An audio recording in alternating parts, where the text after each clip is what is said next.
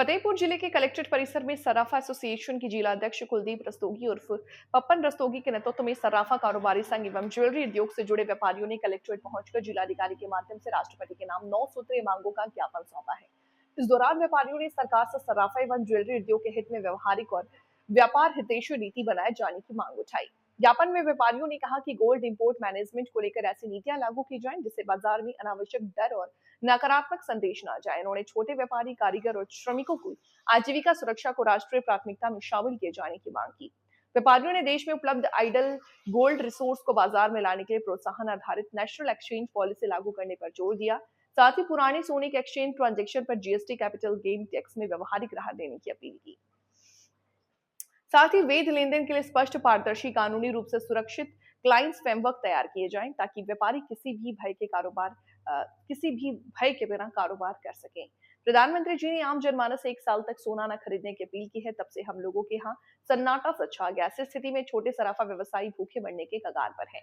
प्रधानमंत्री जी से आह्वान कर सम्मान करते हैं, लेकिन व्यापारिक हित में भी सोचना चाहिए। उन्होंने कहा कि वर्तमान में कई नियम जटिल होने के कारण छोटे कारोबारी और कारीगर परेशान हैं। उत्तर प्रदेश सराफा में हैं, उन छोटे कारीगरों का काम बंद हो चुका है, इसलिए कि न उनको सोना मिल रहा है गवर्नमेंट की तरफ से, न कोई काम हो रहा है। चाचा इधर देख।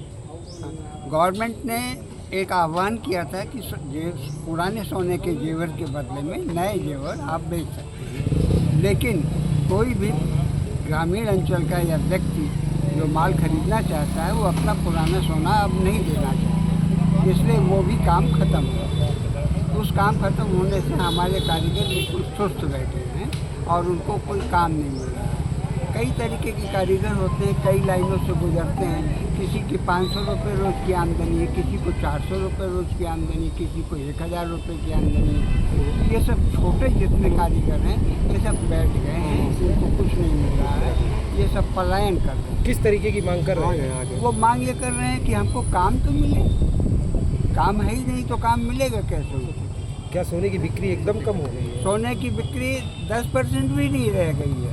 आप आएँ और हमारे मार्केट में घूमें, आपको किसी दुकान में एक आध कस्टमर मिल जाए तो मिल जाए, अनन्याय मिलेंगे ही नहीं किसी भी दुकान। कम से कम जो मोदी जी ने एक अपील की है उसको सापेक्ष में लेकर कुछ ऐसा हो कि कम से कम हमारे जो सराफा व्यवसायी और जो सरकार भाई है उनकी आजीविका पे कोई संकट न उत्पन्न हो। अगर ये 1 साल तक ऐसे रही तो अपने लोग कैसे किस तरह से अपना काम करेंगे। अब उन्होंने कह दिया आज 15 दिन से उनकी अपील पे एक भी गहक नहीं है। अब हमारे पास काम नहीं हुआ तो छोटे जो हमारे जुड़े कारीगर हैं उनसे भी जुड़े और भी बहुत से हैं, तो उनका कैसे होगा? कई परिवार खाली चलते बैठे हैं, हुए हैं, उनका परिवार कैसे चलेगा? भाई उन्होंने तो अपील कर दी है 1 महीना तक ना आप खरीदो। 1 साल 1 साल तक करो। अरे ये एक कोई लिमिट हो, जानते हैं कि मोदी जी की अपील का असर कितना होता है। क्या मांग करते हैं? क्या मांग कर? हमारी यही मांग है कि बस कम से कम कुछ ऐसा करें। हम भी उनके मोदी जी के खिलाफ तो नहीं, हम लोग तो शुरू से मोदी जी के भक्त हैं, लेकिन अब ये है कि अब मान लो अगर व्यापार और रोजी का संकट होगा तो हम कैसे अपना काम करेंगे। क्या परिचय आपका?